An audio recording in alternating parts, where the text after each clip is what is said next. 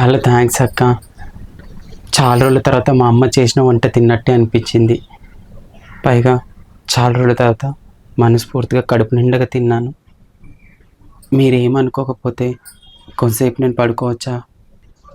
పడుకుంటావా? నిన్నెలా పనుకొనిస్తాను నేను? అయ్యో వెన్నెల, వంట చేయడానికి అసలు ఇంట్లో కూరగాయలు ఏమీ లేవు. మళ్ళీ మీ అన్నయ్య సాయంత్రం వచ్చేస్తాడు కదా, కాస్త మార్కెట్కి వెళ్ళి కూరగాయలు తెచ్చిపెట్టరాదు? సరే అక్క. ఆ, మార్కెట్ నాకు తెలియదు కదా. అరే రే, మర్చిపోయాను. ఇక్కడ మార్కెట్కి వెళ్ళి కూరగాయలు తీసుకురావాలంటే ఆటోలు కానీ బస్సులు కానీ ఏమీ దొరకవు. 4 మైళ్ళు నడుచుకుంటానే వెళ్ళి నడుచుకుంటానే తీసుకురావాలి. సరేలే, నువ్వు ఇక్కడ కొత్త కదా, నీకేమి తెలీదు. నేనే వెళ్ళి తెచ్చుకుంటాలే ఈసారి మరి. మీకెందుకు అక్క ఇబ్బంది? నేనున్నాను కదా, ఎవరిని నేను అడిగి వెళ్ళేసి వస్తానులే. మీరు రెస్ట్ తీసుకోండి. సరే అమ్మా, జాగ్రత్తగా వెళ్ళిరా. అక్కడే కూరగాయల సంచి డబ్బులు పెట్టాను, తీసుకొని వెళ్ళు.